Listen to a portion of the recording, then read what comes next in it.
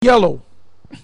Red resembles the fact that a veteran, conservative, or a public political figure lives in the residence.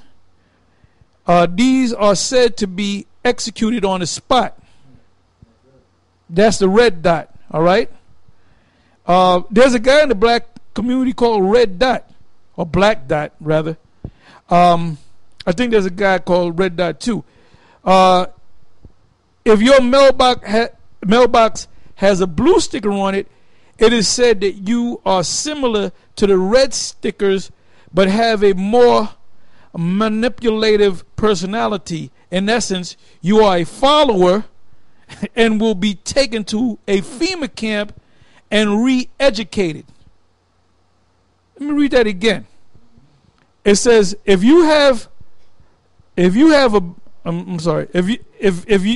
mailbox has a blue sticker on it, it is said that you are similar to the red stickers, but have a more manipulative personality, meaning they can change you, remold you. All right. In essence, you are a follower, because you have, leaders. You have the apostles, which you see before you, two of the apostles.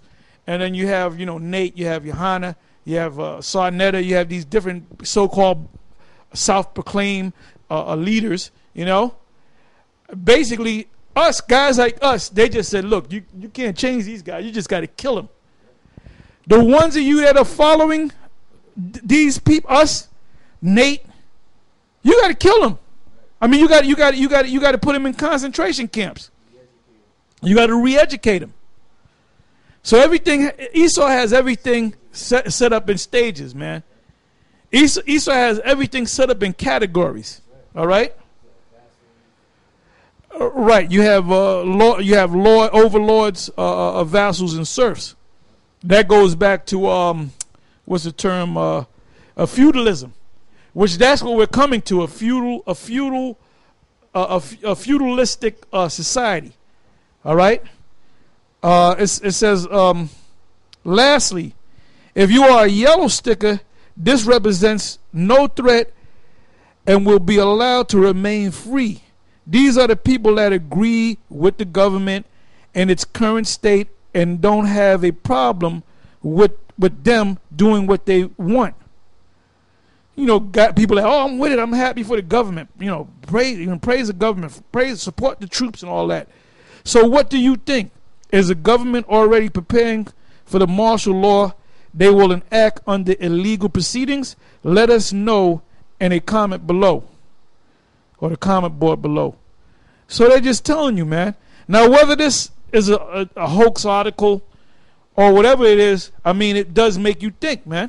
Yeah, because you got information and you got disinformation. But overall, that information there is accurate because it backs up what the scriptures are saying. And you have insiders, as we were reading earlier, you have insiders that have come out and actually divulged, the secrets of the so-called Illuminati, these international bankers. They have an agenda, and they plan on implementing that agenda. This is Revelation 2:10. Fear none of those things which thou shalt suffer. Behold, the devil shall cast some of you into prison that you may be tried, and you shall have tribulation 10 days. Be thou faithful unto death, and I will give thee a crown of life. So Yahweh Shai warned us that these things were going to happen. And we're fast approaching that time right now. I mean, when the military comes into the cities and arrests people, that something's rotten in Denmark, so to speak. You had something? Yeah, this is another scripture, Micah. Scriptures that we already know, but we just keep. Basically, we go into these different articles and these different news clippings and news stories, and basically what we're doing now is filtering them through the scriptures. All right. It says here, Micah 2:1. It says, "Woe to them that devise iniquity and work evil upon their beds. When the morning is light, they practice it. They practice it because it is in the power of their hands, and they covert fields and make them and take them by violence, and houses and take them away. So they oppress a man and his house, even a man and his heritage. All right? It says, therefore, thus saith the Lord,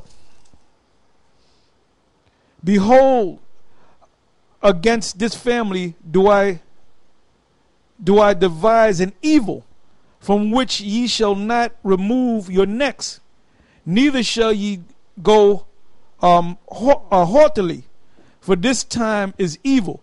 So we're in that time. We're approaching that time, because it's going to get worse. It's going to get worse. This is in the book of 2 Timothy 3:1.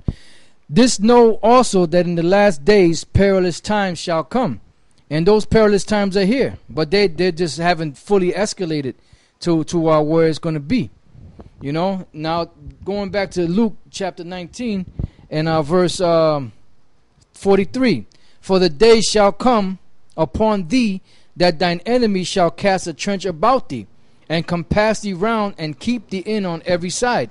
And that's what's going to happen today. It happened back then during the time of Yahushua, during the time of 70 AD, and it's going to happen again in these times. You know, it says, and they shall lay thee even with the ground. And them cops ain't playing, man. He said they shall lay thee even with the ground. They're going to lay you out. Big Mike was laid even with the ground. He was laid out flat in a pool of his own blood. And they left him there for a couple of hours. They just left him out there, man. Didn't even cover the man. You don't give that treatment to a dead dog. That's stirring up the pot, so to speak. And Obama is behind all that shit, man.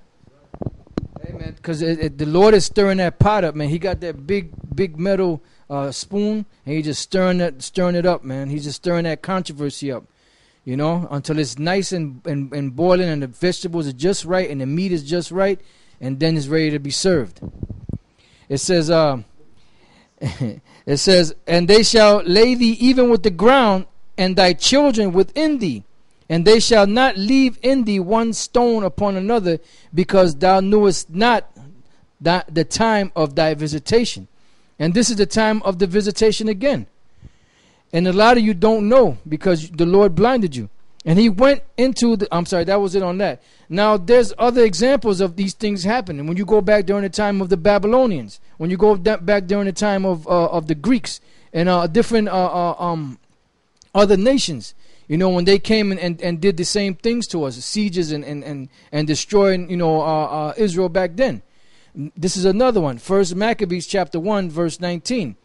I'm sorry, verse 20. And after that Antiochus had smitten Egypt, he returned again in the 143rd year and went up against Israel and Jerusalem with a great multitude. And what do you think they did when they came to Jerusalem with that great multitude? They destroyed Israel. You know, if you didn't conform to them, they would destroy you. If you didn't eat swine's flesh, if you didn't break the Sabbath, if you didn't not circumcise your children, you know, if you did those things, if you didn't do those things, they will put you to death. It's the same thing now. Their agenda is you're gonna have to bow down to them completely, and that's it. Yeah, this is Baruch, the 4th chapter, and the 4th chapter. The whole chapter is a lot of meat in it, but I'm gonna jump to the 25th verse. Right? It says, "My children suffer."